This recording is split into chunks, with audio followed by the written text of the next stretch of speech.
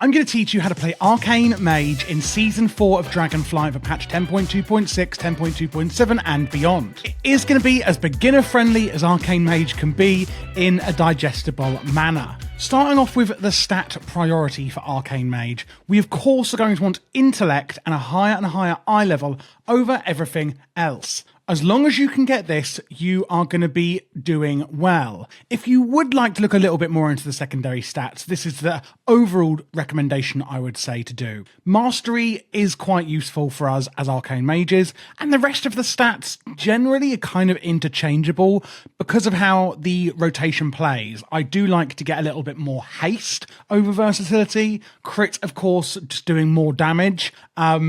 It is quite a fast-paced rotation, hence the haste that I like having. But again, intellect and eye level over everything, and you're going to be absolutely fine, especially as a beginner. Looking at the cooldowns we've first got a few defensive ones to look at. Ice Cold, damage reduction, and it's going to heal us a little bit. Greater invisibility, we're going to lose all of our threat, and we're going to take 60% less damage. We then have Mirror Image, which is going to summon mirror images of us. They do a little bit of damage, but the main reason we use them is as a defensive, because again, our damage taken is reduced.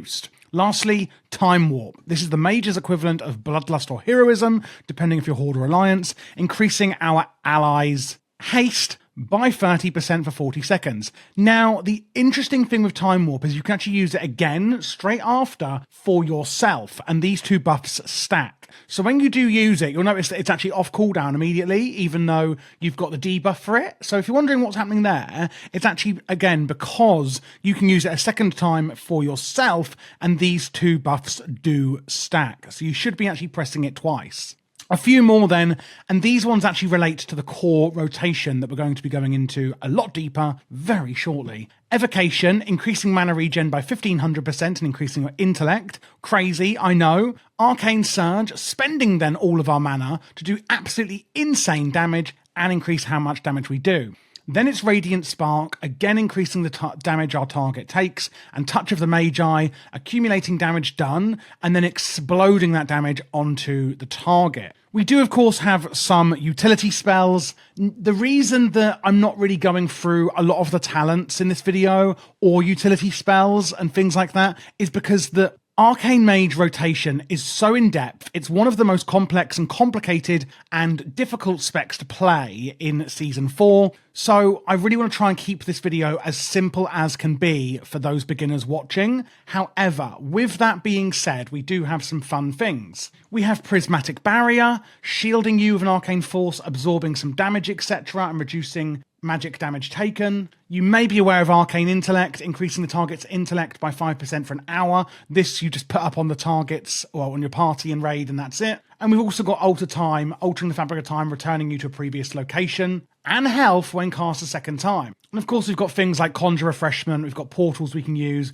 Counter Spell is our interrupt or kick to interrupt our enemies' spellcasting and things like that. Once you're more comfortable with Arcane, I would say just to go through the talents and spellbook and see how they all synergize together. But first, I think it's really important that you learn the core rotation so that you don't overwhelm yourself with information and your head explodes, because that could happen with Arcane. If you notice that my UI is vastly different from yours, then that is because I've custom made it using an add-on called LVUI. If you would like my UI, you can get it on my Patreon and import the entire thing with all my profiles included. And if you need any more help at all on this rotation, just join the Discord, and we've got a really beginner-friendly community who are happy to help. And again, you can join my Patreon if you need any extra help from me. So the way that it works is that we're going to be regenerating huge amounts of mana and then spending all of our mana while getting a few buffs up on the interim. And we basically have a big burn phase, a mini burn phase, and then a conserve phase. So there's 3 phases to our rotation. And when we're going to go into a burn or a mini burn depends on 4 different cooldowns. Let's start off then by going over those so that we know what phase we are meant to be going into. One thing I'll say is that going into combat, generally you can go straight into a big burn phase. We have the Evocation cooldown here, increasing mana regen by 1500%, and the Arcane Surge cooldown here, expending all of our current mana to annihilate our enemy and nearby enemies for up to a certain amount of arcane damage based on mana spent. So obviously we want to spend as much as possible. Deals reduced damage beyond 5 targets. For the next 15 seconds after, your mana regen is increased by 425% and spell damage is increased by 35%. So those two cooldowns together make our big burn phase. We then pair them with Radiant Spark. Oh, one thing to mention, Evocation and Arcane Surge are both on the same cooldown. Here you can see it's 1.5 minutes. So they will come off cooldown at basically the same time. We then have Radiant Spark and Touch of the Magi. Radiant Spark, conjure a Radiant Spark that causes damage instantly and more damage over 12 seconds. The target takes 10% increased damage from your direct spells, stacking each time they are struck. So it does some damage, and then the damaging spells you use after you've afflicted that onto your enemy will actually deal more damage. And then the other one, Touch of the Magi, applies Touch of the Magi to your current target, accumulating 20% of the damage you deal for 12 seconds. So basically it's opening a window of time, which is 12 seconds, where 20% of the damage you do in that window will then explode afterwards for arcane damage to the target and nearby enemies. So when are we going to go into a big burn phase? When Evocation and Arcane Surge are up. They're on a 1.5 minute cooldown. Okay, so we use those to go into our big burn phase, along with Radiant Spark and Touch of the Magi. Touch of the Magi and Radiant Spark are on a 30-second and 45-second cooldown, meaning that we can use just those two cooldowns to go into a mini burn, because we don't have Arcane Surge or Evocation available. So just to recap then, if you've got all 4 cooldowns available, that's a big burn. If you only have Touch of the Magi and Radiant Spark, then it's a mini burn. So how are we going to put that mini burn together? Well, we're going to prepare, so the big burn. We're going to prepare a few things first. We're of course going to put our Arcane Intellect on. We can use this spell here, Arcane Familiar, summon a familiar that attacks your enemies and increases your maximum mana by 10%. And then we have Conjure Mana Gem. It's going to move these up onto here with my action bar. So you can conjure 3 mana gems, which here, so this button here is to use the mana gems. This one is the actual spell to conjure them. Conjure's a mana gem that can be used to instantly restore 25% mana and grant 5% spell damage for 12 seconds. Holds up to 3 charges. So we're going to then conjure our mana gems, and then we've also got this one here, Presence of Mind, causing the next 2 arcane blasts to be instant. We've then got our Time Warp here, that's our Bloodlust. We then have Arcane Orb, launching an orb towards your target, as you can see here, dealing damage through everyone it passes through, and grants an arcane charge when cast and every time it deals damage. These on this weak aura I've got here, which is, by the way, a weak aura by Luxfoss. If you don't know what that is, join my Discord again. We'll help you out install it. It's a visual representation of your mana, your arcane charges, and your cooldown. So some spells are going to generate arcane charges. You can have maximum of 4. You can see right now I've got 3. Arcane Orb is one of them. Then we have Arcane Blast, which you can charge up, do an Arcane Blast. Blasts the target with energy, dealing damage. Each arcane charge increases damage by 72% and mana cost by 100, and reduces the cast time. And this will actually generate an arcane charge. You can see now I've got 4. We then have Arcane Missiles, shoots out some missiles at the target. Our tier set, this season on our gear, by the way, basically improves our arcane missiles, makes it give us some intellect, and it does more damage. That's pretty much it. We then have Radiant Spark, we've spoken about, one of the major and mini burn cooldowns. Never Tempest. Places Never Tempest on the target, which deals damage over 12 seconds, and nearby enemies. Limit 1 target, deals reduced damage to secondary targets. Damage increased by 72% per arcane charge. And again, we've got 4 arcane charges right now. Arcane Surge, we've spoken about. Mana Gem, restores mana.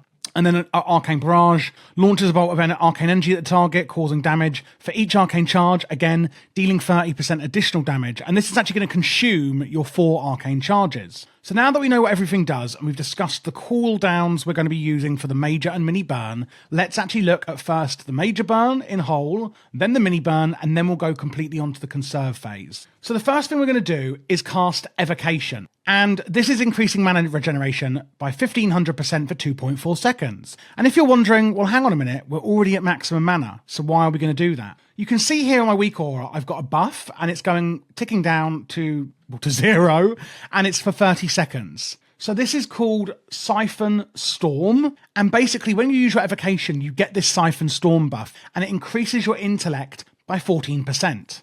We can see here we get the Evocation talent, and then Siphon Storm. Evocation grants 1 arcane charge, channels 50% faster, and while channeling Evocation, your intellect is increased by 2% every 0.4 seconds, and that goes up to 14%. So basically then, using Evocation isn't just going to grant us mana, it's actually going to massively increase how much damage we're doing by increasing our intellect, hence why we use that first. We then use our Time Warp, once for the 30% haste on ourselves, and again to get another buff called Temporal Warp, where we're increasing our own haste by 30%. That is the talent down here. While you have Temporal Displacement, or other similar effects, you may use Time Warp to grant yourself 30% haste for 40 seconds. So we're going to use our Time Warp twice. So we've increased our intellect with Evocation, and then we're going to speed up how quickly we do everything for us and our allies with Time Warp. Then we're going to send in our Arcane Orb, charging up with Arcane charges there. We've got 3 of them. And then at this point, we want to burn as much mana as possible, okay?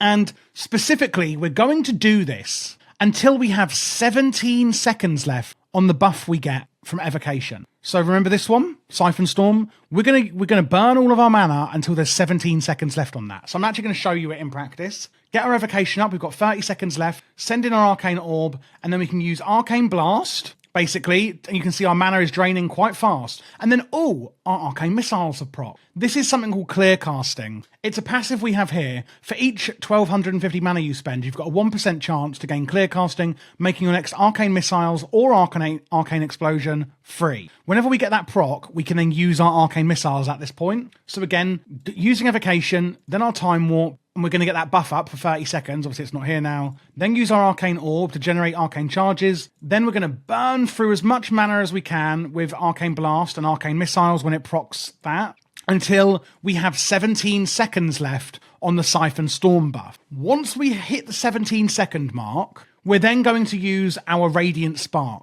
Conjuring a Radiant Spark that causes damage. Targets take another 10% increased damage from our direct damage spells. So we're going to then use that. Then we're going to use our Nether Tempest. And then we're going to use Arcane Surge to go boom. So we've basically have increased our intellect with Evocation. We've increased our intellect and damage done with Radiant Spark, etc. We've got our Arcane Charges to max. We've burnt through all our mana, but it's going to be recharging. And then we use our Arcane Surge to basically spend all of that mana. With all those buffs that we've accumulated, we can absolutely destroy the enemy with our Arcane Surge. For the next 15 seconds, your mana regen is increased. We then immediately, after spending all that mana, use our Mana Gem to actually regain some. And then we're going to use Arcane Barrage. And you can see this is going to travel to the target. Quite quickly, but it does travel to the target, as you can see. Touch of the Magi is off of the global cooldown. What do I mean by that? See when I use Arcane Barrage that all my other abilities have like a clock going around on them, where obviously it's the cooldown before I can use my next ability? Touch of the Magi doesn't include itself in that. See? All the other ones go round and Touch of the Magi doesn't. Meaning what you can do is use Arcane Barrage and then quickly use Touch of the Magi before Arcane Barrage actually hits your target. Applying Touch of the Magi to your current target, accumulating 20% of the damage you deal to it for 12 seconds, and then exploding. Meaning that if you get your Arcane Barrage out and then use Touch of the Magi before Arcane Barrage hits, you can actually get the Arcane Barrage damage to be in that window. And this basically is the main part of increasing all of our damage, etc. for the major burn phase. Let's go over it again so far. Again, it is quite complex. Use Evocation, getting the 30-second buff. Fire in your Arcane Orb, getting those charges up. And then we're going to spend our mana, including when we get free procs of Arcane Missiles, until we've got 17 seconds left. So now, and then we're going to use Radiant Spark, Nether Tempest, then go boom with all of our mana that we've got on Arcane Surge, regenerate a lot of it with Mana Gem, then use Arcane Barrage, and then boom, Touch of the Magi, opening that huge damage window for 12 seconds with Touch of the Magi. Remember then, at this point, on Radiant Spark, that the target takes 10% increased damage from your direct spells, stacking each time they are struck. The only ones that are going to affect this is 1, your Arcane Barrage. So if we actually use Radiant Spark, and then when I use Arcane Barrage, you can see on the target they then get Radiant Spark vulnerability. That's that. And then we're going to use 3 Arcane Blasts, 1, 2,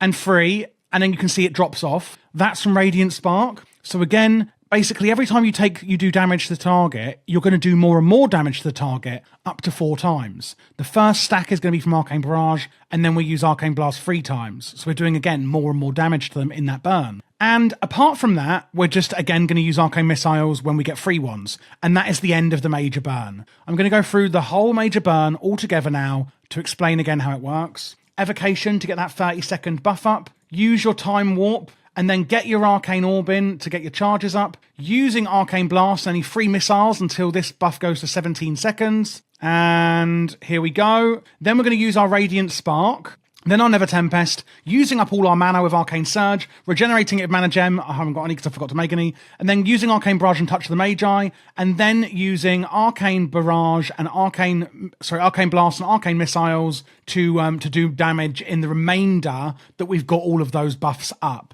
So that's going to be your Touch of the Magi window, that's going to be your 4 or your remaining 3 stacks for Radiant Spark, and also Evocation that's still up. Hopefully that all makes sense. Again, getting that there for 30 seconds, get your charges up, burn all your mana until 17 seconds left on Storm Siphon, Radiant Spark, Never Tempest, use all your mana, regenerate some mana, use Arcane Barrage, hit Touch of the Magi before it hits, and then again, burn out as much as you can with these 2 spells.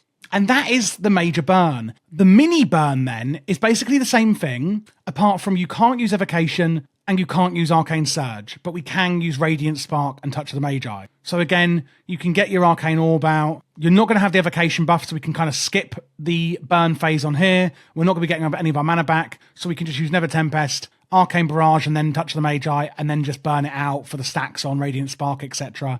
With these 2 spells. And that's the mini burn. That's the only real difference. So if you want to see it, basically then we're going to use our Arcane Orb, use Radiant Spark and Never Tempest, use Arcane Barrage, Touch of the Magi, and then we're going to use the rest of the time that we've got on Touch of the Magi and the stacks here on Radiant Spark to do damage to our target. And that's the mini burn phase. That's literally it. So once you kind of understand how the major and the mini burn phase work, it is sort of straightforward. I mean, it's not at all, but you know what I mean.